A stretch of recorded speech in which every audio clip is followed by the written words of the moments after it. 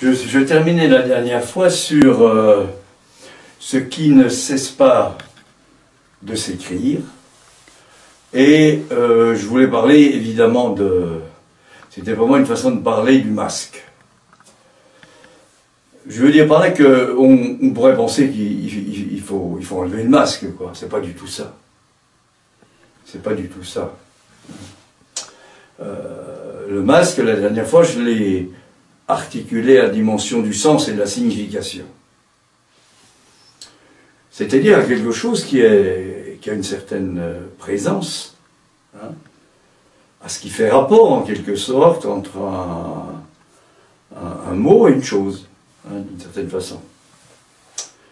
Alors, toute la question effectivement qui nous intéresse, qui intéresse le psychanalyste, qui intéresse la voix lyrique, le chanteur lyrique, et je reviens à nouveau sur ce que j'ai déjà dit, à savoir que je parle de l'expérience qui m'a rencontré, c'est-à-dire, j'allais dire que j'ai trouvé, non, c'est l'expérience qui m'a trouvé. Alors, à trouver quoi, c'est toute la question, le trou. C'est parti du trou lié au cri de Don Juan, et ce cri qui est celui du silence, finalement, hein, qui est celui où le silence se rue, comme dit Lacan. Et j'ai fait référence, bien sûr, à la tragédie grecque, à la naissance de la tragédie attique.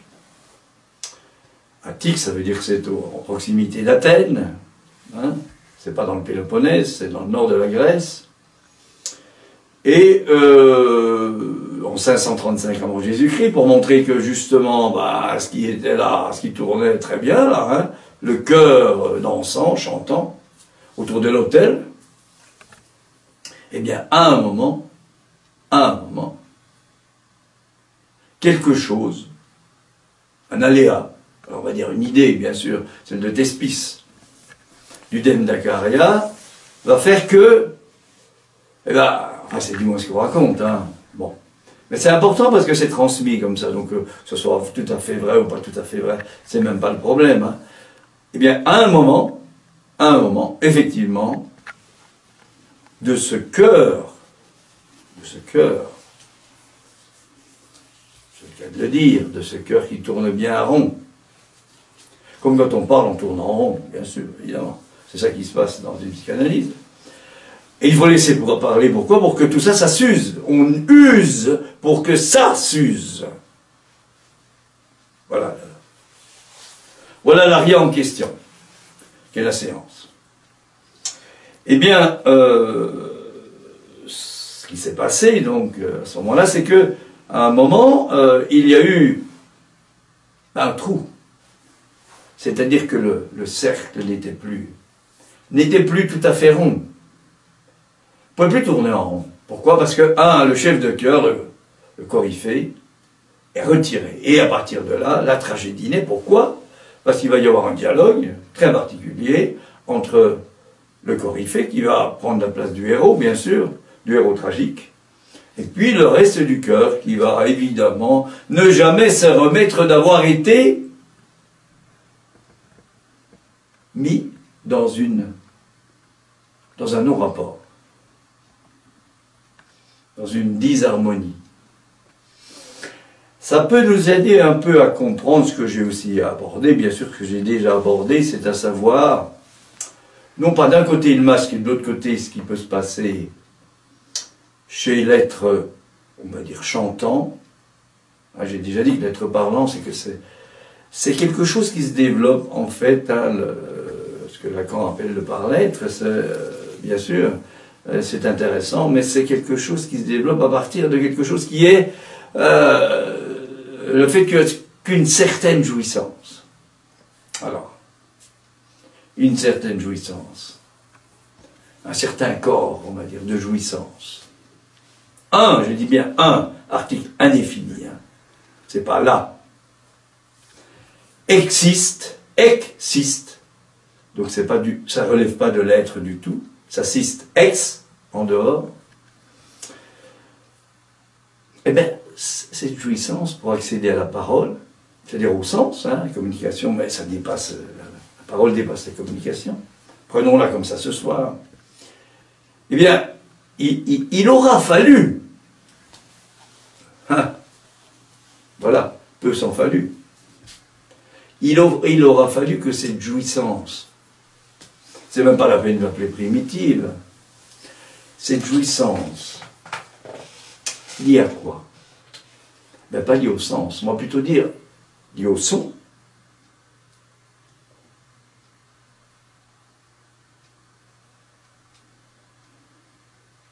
Laisse la jouissance liée au sens, on va appeler ça la jouissance phallique, prendre non seulement l'ascendant, mais prendre le dessus, tellement que cette jouissance liée au son, et là il y a tout ce qui est entendu par la voix lorsque l'enfant, bon, mais je ne vais pas faire de la psychogénèse justement, c'est le langage qui passe là-dedans, hein, bien sûr. Le sens, c'est une partie très limitée du langage. Hein. Lacan appelle ça cette jouissance de la langue, en un seul mot. L-A-N-G-U-E. Voilà. On va montrer que c'est un néologisme, mais ce qui est intéressant, c'est le néo. C'est pas le logisme. Hein. Tous les ismes, c'est des systèmes. Alors, ça, je le savais. Je le savais. Je le savais parce que je pouvais le lire dans quoi? Dans les connaissances qu'on peut lire, bien sûr. Dans ce que le penseur peut penser, justement. Hein, ce qui ne cesse pas de s'écrire, ben, il faut là, comme je l'ai dit la dernière fois, il faut arriver à avaler ce foin-là, hein, parce que finalement, on n'a pas de scolarisation. Bon. Et puis après, plus tard, ben, on n'a pas de titre, on n'a pas de diplôme, c'est quand même gênant. Hein. Ça ne veut pas dire que les titres donnent que la possession d'un titre, ah voilà, on y arrive, que la possession d'un titre en donne la jouissance. Voilà. La jouissance, il y a le oui dedans. Ce n'est pas une histoire d'hédonisme. C'est dans le droit, c'est marqué, d'ailleurs, on a fabriqué un mot là, comme ça, dans la langue, l'usufruit. Ah oui, il ne faut pas trop rigoler avec la jouissance, parce que de toute façon, hein, si on a la propriété de quelque chose, bah, si on en profite trop, bah, de toute façon, on risque bien d'en perdre la jouissance. Voilà. Hein. Celui qui veut vendre ce qu'il a obtenu comme héritage, bah, alors qu'il en a la jouissance, bah, finalement, quand il a vendu, ouais. Qu'est-ce qu'il reste? Alors, je reviens au fait que ce droit à la jouissance, dont nous parle le droit, justement, hein, eh bien, ça nous ramène à ce moment particulier de l'être parlant, où il peut, on va dire seulement, toucher du doigt, on dit ça comme ça en français, hein, toucher du doigt. Ouais. Ça veut dire que ça ne peut pas être possédé. Et la voix qui chante, la voix qui parle, elle peut peut-être avoir la croyance qu'elle peut posséder ça. Hein? Je pense donc je suis. Je pense donc j'y suis. Alors j'y suis quoi? Eh bien justement, j'y suis. Le fais-tu quand je me. Quand? Parce qu'évidemment, René Descartes, lui qui a toutes ces connaissances qu'il a apprises chez les jésuites, hein, on est après les jésuites, vous savez, c'est les soldats du pape, hein, les soldats du pape qui sont mis en place au niveau de au moment de la contre-réforme. Voilà, il faut absolument que Rome, qui a été accusée, hein, bon, je ne vais pas refaire un peu l'histoire de tout ça, on en parlera une autre fois, qui a été accusé d'où naît la réforme, Luther et compagnie, hein, Luther & Co, quelque chose. Hein. Eh bien, il va falloir effectivement que, on trouve une solution quand même. Il faut contrer tout ça là. Hein. En période d'élection, on voit un peu ce que ça donne hein, maintenant en France. Hein. Bon, Alors, il contre ça, ben, entre autres, ben, il va y avoir ça. Hein. Allez voir le film Silence de Martin Scorsese. Allez voir un peu ce que c'est que les jésuites. Hein. Quand ils débarquent pour, ben, comme ils sont accueillis là. Bon, le silence, c'est quoi? Ben, c'est le fait que l'autre ne répond pas. Justement, c'est qu'il y a cette silence. C'est qu'il y a ce silence. Alors, il dit cette silence. Il y a ce silence, là, ce silence de l'autre, qui n'est pas l'absence de réponse. Justement. Justement. C'est le fait qu'il y a à ce moment-là quelque chose de l'ordre d'un oui à donner au sens, mais qui est de l'ordre du non-sense. Jouissance. Et là, quand il écrit J apostrophe O-U-I tréma E-sens. On est loin de tout ce qu'on peut parler du côté du petit. C'est donc quelque chose qui s'entend. Et c'est ce que Lacan nous a transmis, et il a mis ça du côté du signifiant. Un signifiant, ça ne signifie pas. Oh, bien sûr, on va mettre des effets de signification, évidemment, parce que ça s'appelle le signifier. Mais c'est pas ça du tout. Le signifiant, c'est ouvert à tous les sens. C'est quelque chose qui, par définition, représente le sujet pour un autre signifiant. Un point, c'est tout. Et là, on n'y comprend pas grand-chose. Alors, je disais la dernière fois, évidemment, quand on est dans le sens, il y a tout ce qu'il y a derrière moi, là. Moi, je suis passé par là, hein, bien sûr. C'est pour ça que je peux dire quelque chose. Toutes les connaissances, là, hein, le séminaire, hein, je suis un enfant de curé, moi. Bon. Comme Lacan, d'ailleurs. Et puis après, bien sûr, des études de psycho, parce que ça m'intéressait quand même un peu, ça devait un petit peu me tourmenter, cette histoire de psychologie. C'est pas le psychisme, c'est la psychologie. C'était à Paris, il y a plus de 50 ans, ça. École de psychologue praticien, Sorbonne, tout ça, diplôme. Et puis après, bah, pourquoi pas, bah, on va essayer maintenant la dimension fonctionnelle, la dimension qui fonctionne du côté de la physiologie, du côté de l'anatomie, du côté de la clinique, médicale, médecine. Et puis pourquoi pas, ce qui continue après, c'est la psychiatrie. Mais tout ça, c'est le déconnage de la déconnaissance. Et c'est sérieux, hein. C'est le sens, hein. Établir un diagnostic, c'est répertorié, hein. Maintenant, avec la DSM, je ne sais pas combien, numéro X. Et un diagnostic, c'est précis, hein. C'est quelque chose de précis, et voilà. Bon, ben oui, c'est une médecine occidentale qui n'a rien à voir avec la médecine orientale, justement, parce qu'on a eu ce fameux René Descartes, là, hein. C'est issu de la contre-réforme, là, et bien sûr, il y a le baroque, hein, vous savez, les petites coupoles, là. Allez à Rome, vous allez Florence, tout ça, vous allez voir un peu. Les coupoles, bah, qui font voir apparaître quoi? Bah oui, justement que... C'est un peu l'aigu de l'aria, ça, hein. On n'a pas tellement le droit d'y aller, hein. Si on y allait, on tomberait vite, hein. Alors, donc, à un moment, il y a eu pour moi cette dimension du trou, évidemment. Vous venez de tomber depuis le dessus de la coupole. C'est-à-dire que tout ce qui était auparavant vu depuis le bas, comme ça, là, avec du sens, avec des explications, avec du style, avec tout ça, catholique, chrétien, scientifique, médical, psychologique, et bien tout ça, à un moment, ça a défailli. Ça ne veut pas dire que c'est pas important. C'est ça. Pour moi, c'est important. C'est important, ces connaissances. Mais, c'est ça la question et c'est ça le masque. C'est pas pour se cacher du tout. Oh, ça ne veut pas dire qu'il y en a qui se cachent pas. Hein. Derrière des connaissances. Hein. On a vu ça. Hein. Mais, c'est pas ça le fond. C'est pas ça qui est en jeu, finalement, à travers ces connaissances. C'est autre chose.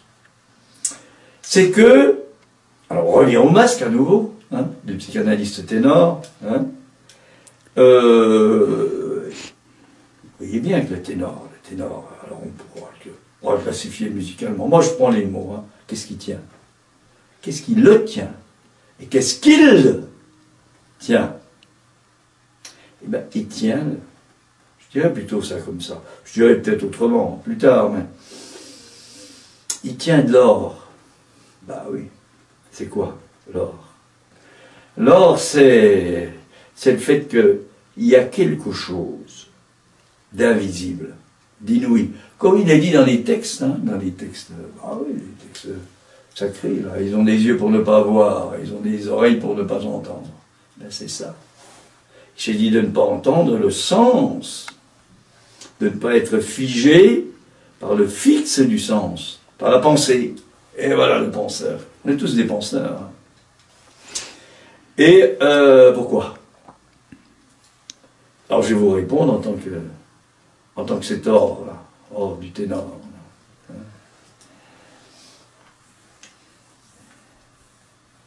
Lorsque je chante, j'ai expliqué la dernière fois, d'ailleurs, en reprenant ce que disait Maria Callas, tout se passe à l'intérieur. Mais ça veut dire qu'il y a un extérieur et un intérieur. Je veux dire que il n'y a pas que cette bipolarité comme ça, que ces deux dimensions, il y a trois dimensions.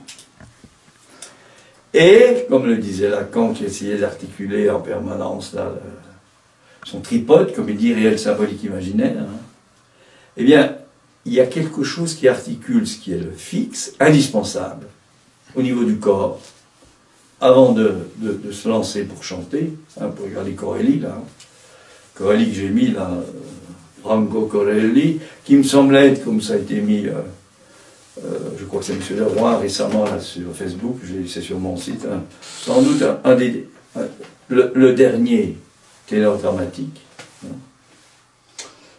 D'une part par sa technique, mais par le fait que justement, il n'y a que la partie inférieure qui bouge quand il chante.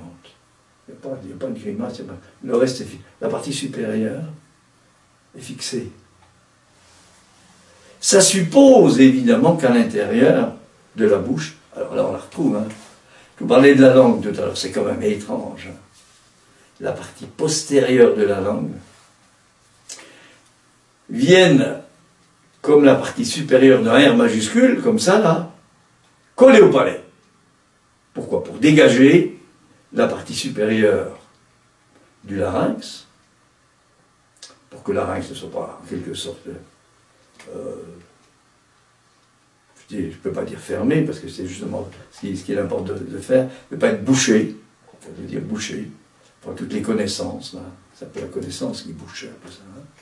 La partie supérieure soit... Et puis que la partie antérieure, comme dans le R, qui part en avant, l'antérieure de la langue, elle vienne derrière le maxillaire inférieur, pousser au maximum, pour qu'à ce moment-là, tout se dégage derrière, et que l'aigu puisse sortir. Si vous voyez, si vous regardez Franco Corelli, j'ai pris l'aria évidemment que Nessun Dorma, là, il est là, Nessun Dorma, là, c'est Turandot, là, c'est la Chine. Voilà. Mais c'est l'Occident, évidemment Puccini. Eh bien, que personne ne dorme. Nessun Dorma, ben oui, je suis bien là pour un peu réveiller, moi. Eh bien, c'est le trou qui réveille. C'est l'absence de réponse. C'est l'absence de réponse attendue. Parce que, évidemment, on attend une réponse. Pourquoi vous ne me répondez pas? Alors que la réponse en elle-même, c'est la réponse.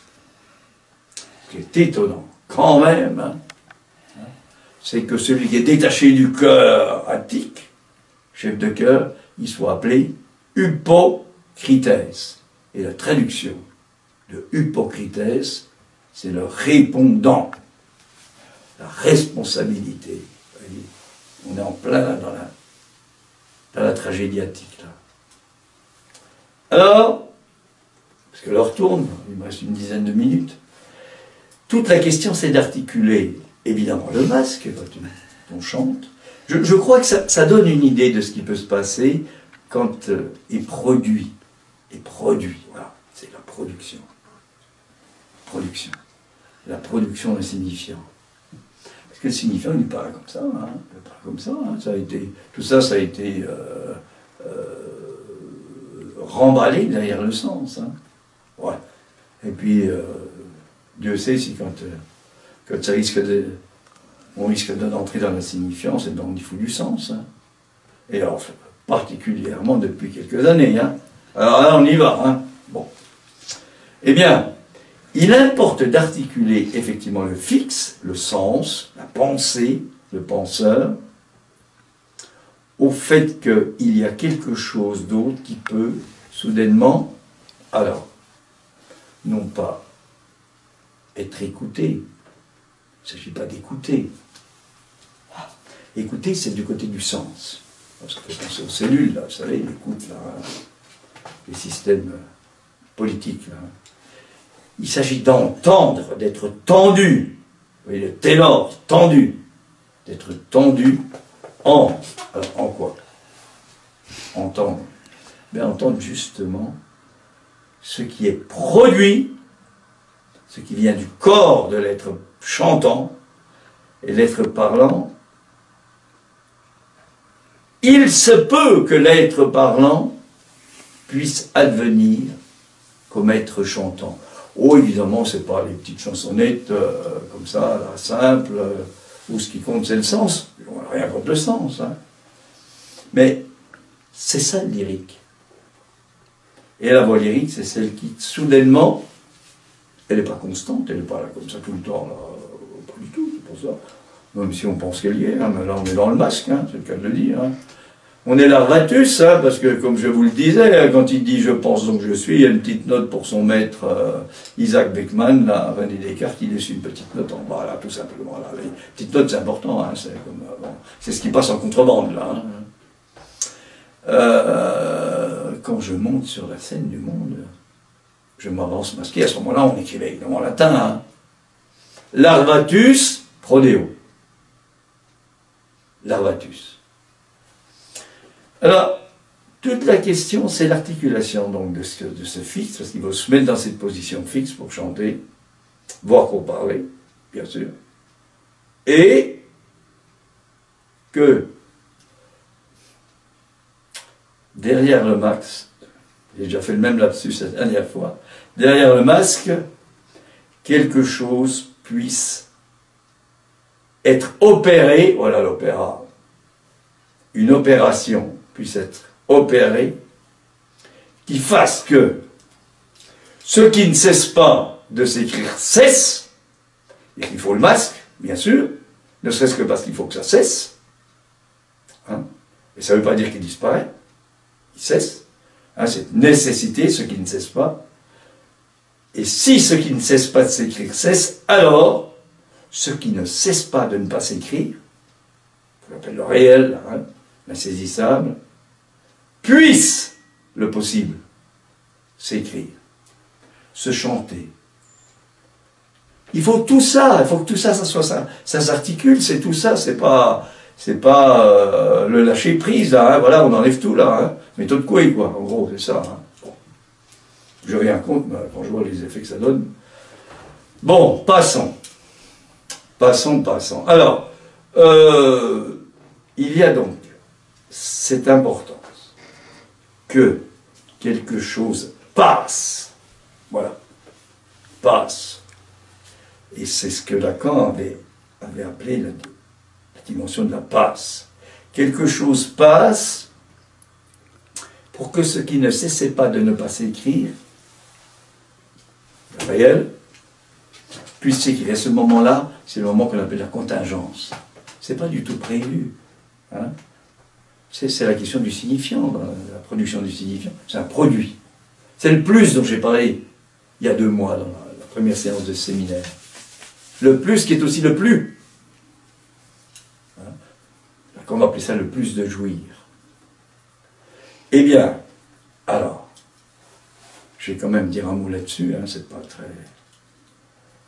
Quand on s'amuse, je vous parlais des coupoles tout à l'heure, hein, il a fallu du temps, là, au Médicis, là, comment il s'appelle, là, comme l'ancien, hein, pour arriver à mettre la coupole, là, hein,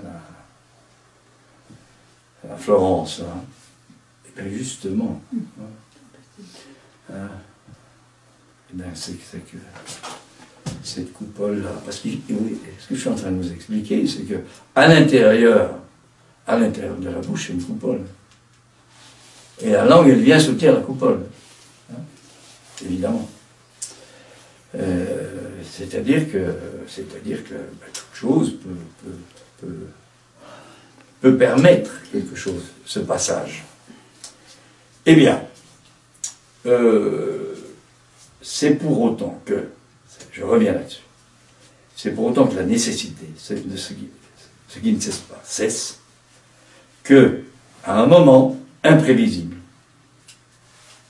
moi je rapproche ça de ce qui m'est arrivé quand j'ai entendu le cri de Don Juan. Je ne sais pas ce que j'ai entendu, je ne sais pas du tout, mais ça a produit des effets, et on apprécie toujours la valeur de ce qu'on a entendu aux effets que ça produit. Ça s'appelle l'après-coup.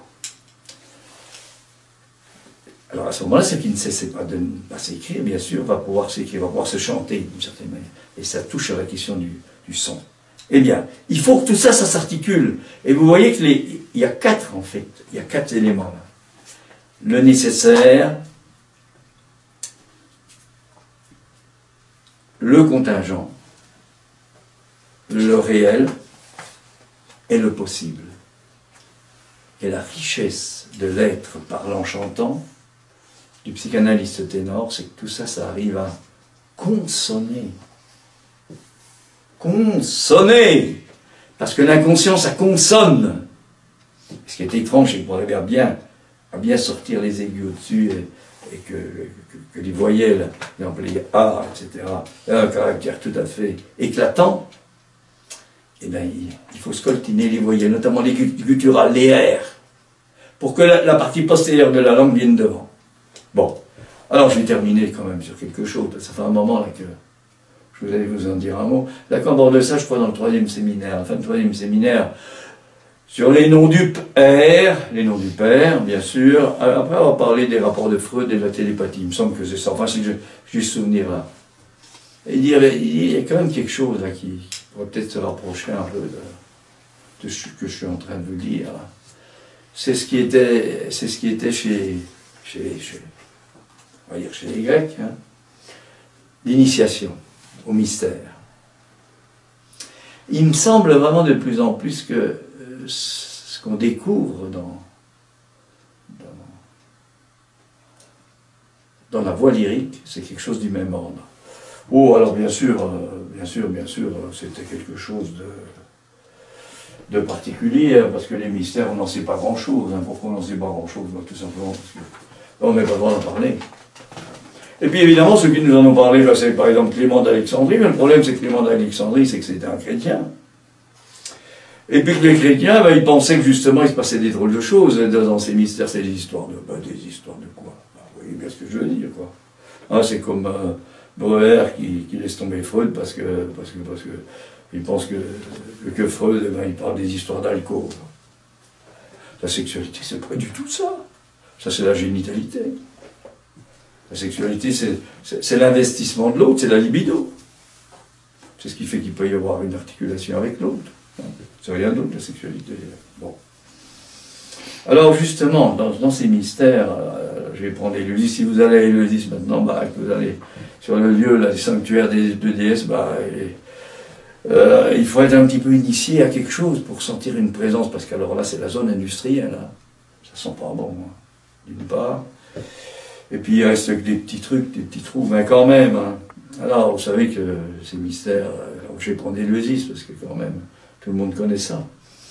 Eh bien, c'est Déméter, là, qui a fait le cadeau des mystères, parce qu'elle était contente d'avoir retrouvé sa fille.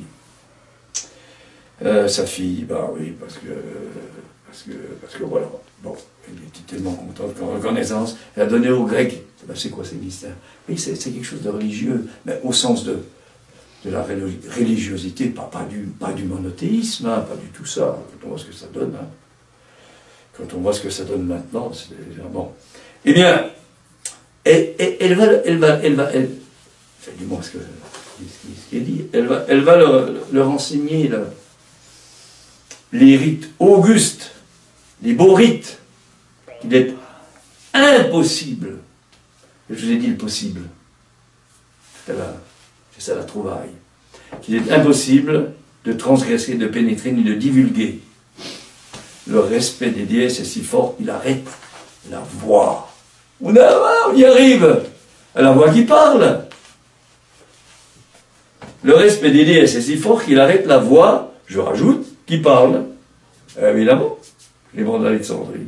Tu pouvais pas comprendre ça, tu étais complètement dans les dogmes là qu'il fallait sortir. Là. Bon. Eh bien, ces mystères qui font la gloire des deux il y en a beaucoup qui sont allés. Hein. Ah oui. En fait, ça avait commencé bien avant, ça avait commencé, on connaissait Mycène. Hein. Mycène, c'est Agamemnon. Ah oui. Et puis avant, ben, c'est la Crète. Hein. Minos. Bon. Là, ça nous amène à 15, 12, 15, 20 siècles avant Jésus-Christ. Et ça nous ramène à Dionysos. Voilà, c'est-à-dire à ces déesses de la terre. Dionysos, lui, il vient de la terre. Hein. Il est à la fois terrien par sa mère, et puis olympien par son père, Zeus.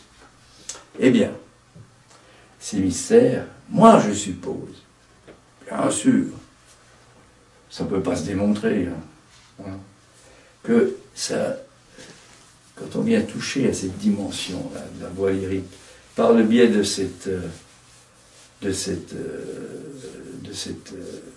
création qu'est la tragédie attique, là. La tragédie attique, c'est le 5e siècle, là, avant Jésus-Christ, et ça vient juste après, là, hein, il y a quand même quelque chose, là, il y a une espèce de sillon, là, hein, celui que j'essaie un petit peu de tracer, là, comme je peux, là, en vous disant quelque chose, là. Bon. Eh bien, les non-initiés, parce que c'était pas n'importe qui était initié. Les non-initiés n'avaient pas, alors qu'est-ce que c'était que ça ? Ils n'avaient pas accès. Qu'est-ce que ça donnait, ces mystères? Ben, ça donnait ce qu'apporte Dionysos, c'est-à-dire la fertilité et la fécondité. Oh, évidemment, c'est pas copuler, hein. C'est un peu plus élaboré que ça, même si la copule, c'est quelque chose d'important. Hein. Alors, on disait des choses, c'est ce que dit Clément d'Alexandrie, hein. Voilà ce qu'il dit, par exemple, la formule sacramentelle. Ça, c'est pas du tout grec, ça. Hein. Ça vient du christianisme, le sacramentel, le sacrement. Hein. J'ai jeûné, j'ai bu la mixture, j'ai pris dans le panier, et après avoir manié, j'ai remis dans la corbeille. J'ai repris dans la corbeille et mis dans le panier. Il s'agit d'objets. C'est quoi ces objets? Moi, je pense que c'est des objets quand on chante. Les grandes voiles, notamment un ténor dramatique, on ne me revient pas là, qui dit quand on chante un milieu, on est tellement dramatique parce qu'il faut une compression très importante. La voix est charnue, elle est lourde, donc pour faire monter au-dessus, il y a une compression importante, hein, très grande. Hein. Il dit quand on chante, finalement, il faut chanter bien sûr en up, c'est-à-dire en haut, hein, et c'est comme si on avait une olive dans la bouche, et là c'est ça. Je crois que c'est ça l'objet en question. Et bien sûr, ça fait référence à l'objet A, puisque l'objet A, il n'a pas d'être. Cet objet dont je vous parle, il n'a pas d'être. C'est quand même étrange, cette affaire. Eh bien, ces mystères, évidemment, les anciens, ils sont allés, les Grecs, hein. Et puis après, les Romains, quand ils ont conquis la Grèce, ils sont allés, Cicéron y allait. Hein. Et puis Auguste. Et puis après, c'est les empereurs, par exemple. Le dernier, là, je cherche son nom. Hein. Adrien. Évidemment, son fils Commode, il n'a pas arrangé les choses. Hein. Bon. Mais ce qui était attendu, c'est quoi? C'est ça, là. La fécondité et la fertilité qui se croisent entre eux. Là. Et là, on est derrière le masque, mais ce qui est étrange, c'est qu'il faut le masque pour y arriver. C'est qu'il n'est pas question de laisser, de lâcher prise quoi que ce soit. Hein. Il faut bien garder, hein, il faut tenir. Mais il y a autre chose. Ce qui tient, c'est le fait que, alors, que produit, par exemple, le si, hein, du Vincero, le si naturel de la fin de l'aria, c'est presque rien du tout. Il faut serrer au maximum, là. Il faut avoir appris, bien sûr, c'est ça l'initiation. Hein. Il faut avoir appris quelque chose pour serrer au maximum le larynx, pour qu'il y ait une toute petite fente. Et là-dedans, que passe une compression extraordinaire du souffle, hein, pour arriver à sortir le si bémol. Puis après, sort le si naturel, Et on termine sur le La, la naturelle, la bécard, sur le O, sur lequel je vais terminer ce soir, où la voix joue, c'est-à-dire dit oui à quelque chose qui est au-delà du sens. Alors je vous donne rendez-vous dans 4 semaines.